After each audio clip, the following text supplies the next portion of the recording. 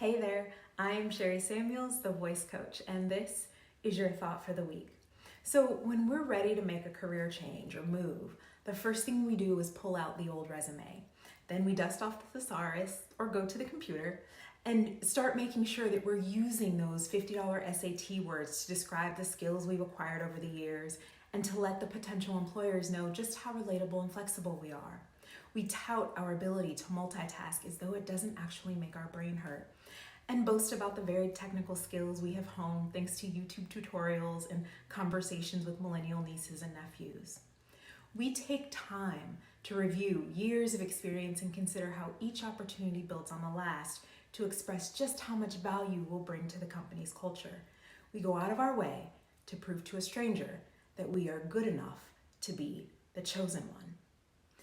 But when do we put that much work into addressing desired changes in our personal lives?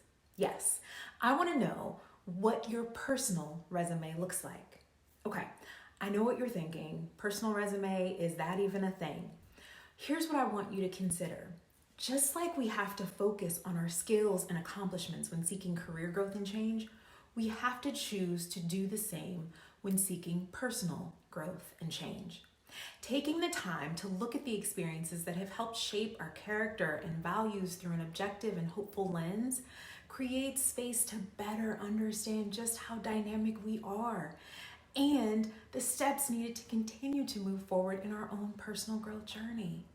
When I look back, I release the feelings of not good enough and instead remember the strong 12-year-old little girl who allowed her imagination to become a survival tool and a safe place against ugly words that made her feel like an outcast.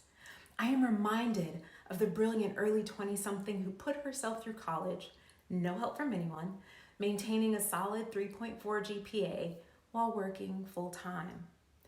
I am reminded of the open-hearted 27-ish-year-old woman who stood before an auditorium of teenagers to share experiences with low self-esteem, sexual assault, and grief, to let them know that they were not alone.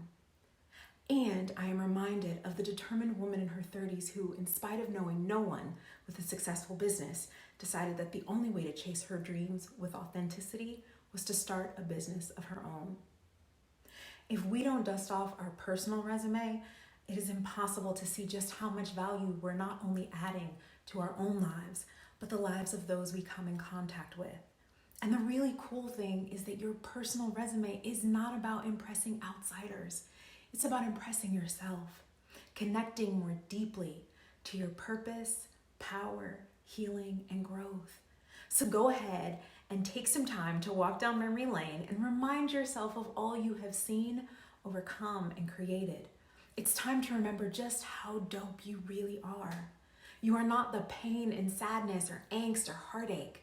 You are the powerhouse that was created to change narratives, shift perspectives, and live your best life. Now, when I was ready to make those personal shifts, it felt challenging to do it alone, so I sought support, and I encourage you to do the same. If you are ready to make some big moves in your personal resume writing, let's talk about it. You can message me, Sherry at sherrysamuels.com, to schedule a complimentary coaching call. And the last thing, don't forget to like and subscribe for more support and encouragement as you continue to uncover and strengthen your authentic voice. I am Sherry Samuels, the voice coach, and this was your thought for the week.